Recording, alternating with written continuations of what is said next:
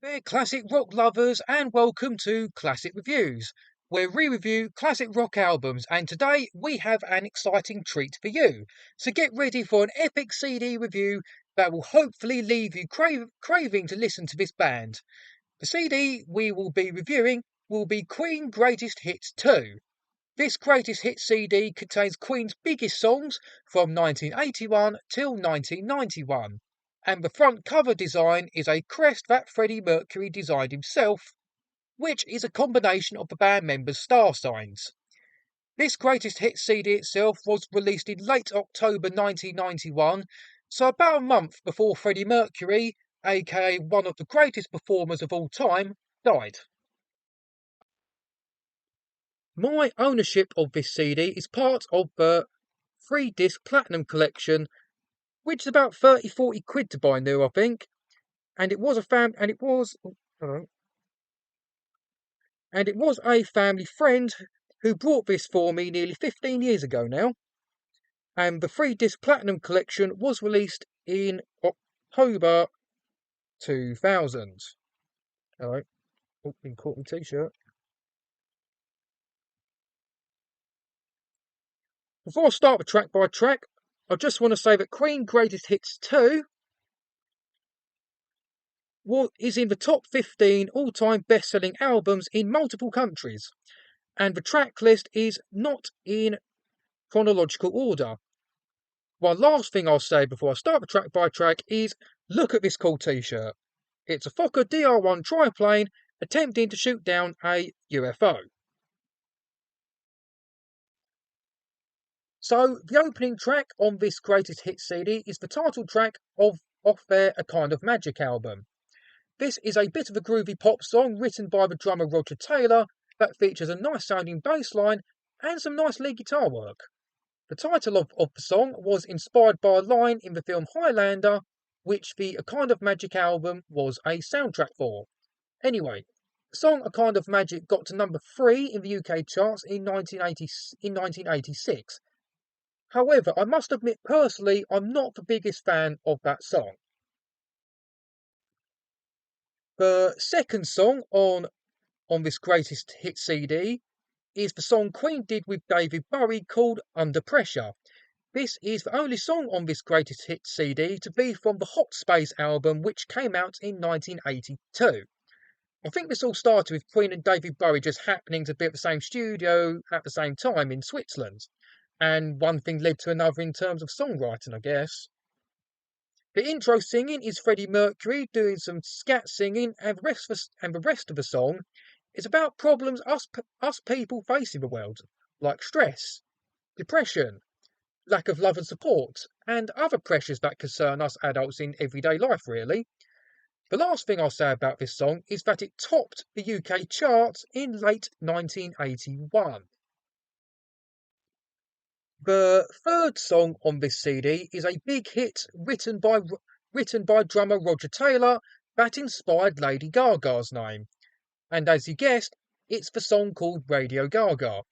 This song was a top 10, top 20 hit in many countries and managed to get to number 2 in the UK charts in 1984.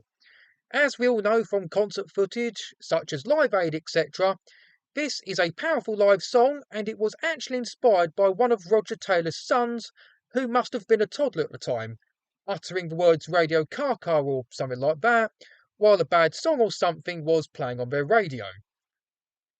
So the song itself is about how important radio was, and kind of still is. And kind of still is really, while television and MTV was taking over. It does reference 2 big historical radio moments that are the War of the Worlds broadcast and Winston Churchill's Finest Hour speech. This is the first song on this Greatest Hits CD we hear that's from the Works album, which came out in late February 1984. The fourth song on this Greatest Hits... I'll start again. The fourth song on this Greatest Hits CD is probably my favourite Queen song, which was written by Brian May on the Miracle album, and it's the song called I Want It All. With the heavy rock feel to this song, you could tell straight away it's a Brian May written Queen song. So it's very guitar driven, it's a very guitar driven song with a big stadium sing-along type chorus. This is the first song on this greatest hit CD that's from the Miracle album, which came out in May 1989. And the song I Want It All was a successful charting song that includes peaking at number 3 in the UK charts. A couple sad things to say about what is probably my favourite Queen song was that Freddie Mercury never got to perform this song live. And I think it was the first, if not definitely one of the first music videos, where Freddie Mercury had to start hiding how ill he was. He grew the beard to hide the Kaposi sarcoma marks he had. I think I pronounced that right. And it looked like he wore some baggier clothing, which also helped hide how ill he was. Last thing I'll say about this song is that while Freddie Mercury does the main bit of singing in the song, he does duet with Brian May in the bridge of the song before the guitar solo. The fifth song on this second edition Greatest Hits CD is a John Deacon written song from the Works album, and it's the song called I Want to Break Free. This rather uplifting poppy type number is mainly known for its music video where all the band members are dressed up in drag, which was actually Roger Taylor's idea. The song itself was a top 10 hit in many countries, and that includes getting to number 3 in the UK charts in 1984. The song has since become an LGBT anthem, and its lyrics are talking about leaving a relationship and going into a new one where the narrator is properly in love for the first time. The sixth song is the complex title track from the Innuendo album. This is the longest song on this greatest hit CD, being nearly 6.5 minutes long, and the song is a similar style to Bohemian Rhapsody and the Led Zeppelin song Kashmir. The song was written by both Freddie Mercury and Roger Taylor, and it was a top 10 hit in multiple countries, including being a UK number 1 in 1991. This rather epic song does feature a guest appearance by Steve Howe, who was in the prog rock band Yes and later the band Asia. So Steve Howe is the only non-Queen member to play guitar on a Queen song, and it's him that plays the Spanish-type guitar solo between the bridge and the middle eight of the song. We do get to hear Brian May playing the same riff on electric guitar after the middle eight, and it has to be some of his best guitar work. The lyrics of this song were partially inspired by Freddie's illness, and seems to be about mankind's inability to live with each other and constant search for meaning. The seventh song on this CD is the song It's a Hard Life. This early sounding Queen song is from 1984's The Works album, and it got to number 6 in the UK charts in 1984. With that vocal intro, you could tell straight away it's a Freddie Mercury written song, and it has an opera influence to it. I think the song itself might be about a breakup, and also I think it's a B flat type note that Freddie Mercury hits at the end of the song. Track number 8 is another song with a powerful Freddie Mercury vocal intro, and it's the song called Breakthrough. This song is off 1989's The Miracle album, and it got to number 7 in the UK charts in 1989. The slow vocal intro was written by Freddie Mercury for a different song that didn't get released, and then it changes into an upbeat, faster-paced rock-type song that was written by Roger Taylor. So it's two different songs combined together. For track number 9, we skip back a few years to 1986 for the power ballad song Who Wants to Live Forever. Like other songs off the A Kind of Magic album, this song is part of the Highlander soundtrack. The band are backed by an orchestra for this song, and the version we hear on this CD features both the songwriter Brian May and Freddie Mercury sharing lead vocal duties. This song only charted at number 24 in the UK charts, and there is a version of this song where Freddie Mercury performs all the lead vocals himself, which was the case when Queen played this rather haunting song live. For track 10, we fast forward to 1991's Innuendo album for another Brian May written song, and it's the song called Headlong. This rocker reached number 14 in the UK charts in 1991, and its music video was the last Queen music video featuring Freddie Mercury to be filmed in colour. And the lyrics are about relationships, I think. The first verse seems to talk about being stuck in an unhappy relationship, and the second verse might be about a celebrity couple who are constantly getting followed and watched. Track number 11 is the rather complex title track from 1989's The Miracle album. This song got to number 21 in the UK charts, and the song was mainly written by Freddie Mercury and bassist John Deacon, while Brian May and Roger Taylor did contribute musical and lyrical ideas. The song references a whole range of miracles, such as great historical buildings, few well-known historic figures, and even some darker type miracles like test tube babies being born. Track 12 is the song I'm Going Slightly Mad, which is from 1991's Innuendo album.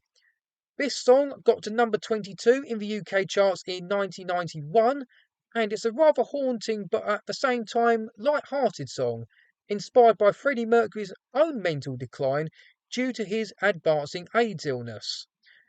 This song was written by Freddie Mercury and his good friend Peter Straker, and it does feature a lot of tongue-in-cheek one-liners about someone losing their mind a bit. And the last thing I'll say about this song is that it's a Queen song that has grown on me a bit. I do quite like this song. Track number 13 is the song called The Invisible Man. This is from 1989's The Miracle album, and it was written by Roger Taylor, and it got to number 12 in the UK charts in 1989. This is a rather unique pop rock number that features some great musicianship, especially the bass line. The bridge of the song has to be the best part of the song, and I like the fact that each band member has their own shout out before their own instrumental breaks, and Roger Taylor also contributes his own lead vocals as well. For the 14th song on this CD, we go back to 1984 to the Works album for the song Hammer to Fall. This guitar-driven Cold War-inspired song was written by Brian May and got to number 13 in the UK charts in 1984. Hammer to Fall is a catchy harder rock song, and the lyrics deals with things like nuclear war and life and death. For the third to last song on this CD, we go to the album that came after the Works album, which is 1986's A Kind of Magic, and the song is called Friends Will Be Friends. Both Freddie Mercury and John Deacon wrote this song, and I think John Deacon may have provided rhythm guitar as well as bass to this song. This song is similar to the song It's a Hard Life, being a nice and meaningful ballad with strong guitars, and it's also an uplifting song that's great to sing along to. Also like the song It's a Hard Life, Friends Will Be Friends is a big loud reminder not to give up on people when it gets hard for them. The last thing I'll say about this song is that it got to number 14 in the UK charts in 1986. The second to last song on this greatest hits CD is the Brian May written melancholy number The Show Must Go On. This song was on the Innuendo album, but was more released to promote the very greatest hits CD that we are reviewing. The music video is a montage of Queen's promo music videos from the 80s, so similar to the track listing on this CD really. Brian May, who wrote this song, sung on the demo, and he really struggled with the higher parts of this song. So he thought Freddie wouldn't be able to sing this because he was really ill at the time of the recording. But a shot or two of vodka later, and Freddie Mercury belted out what must be one of his best ever vocal performances, ill or not. With his illness in mind, you do notice his voice getting thin at times, and the lyrics are basically about him having to carry on the best he can, despite the fact he's dying. The song was released 6 weeks before Freddie Mercury passed away, so similar time as to when this CD was released, and it peaked at number 16 in the UK charts. The final song we hear on this greatest hit CD is the post Live Aid single One Vision. It was Roger Taylor who wrote this Martin Luther King inspired hard rocker, and it got to number 7 in the UK charts in the mid 80s.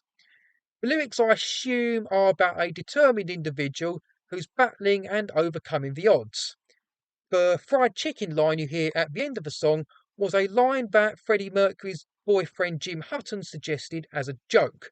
But surprisingly, they kept it in the final cut. And not being funny, Queen are one of the only acts who could pull that off and get away with that, really.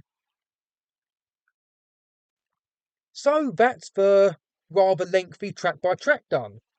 My final thoughts before I go is that This CD, this CD does a good job of introducing us to some of Queen's later hits that aren't as well known compared to other Queen songs.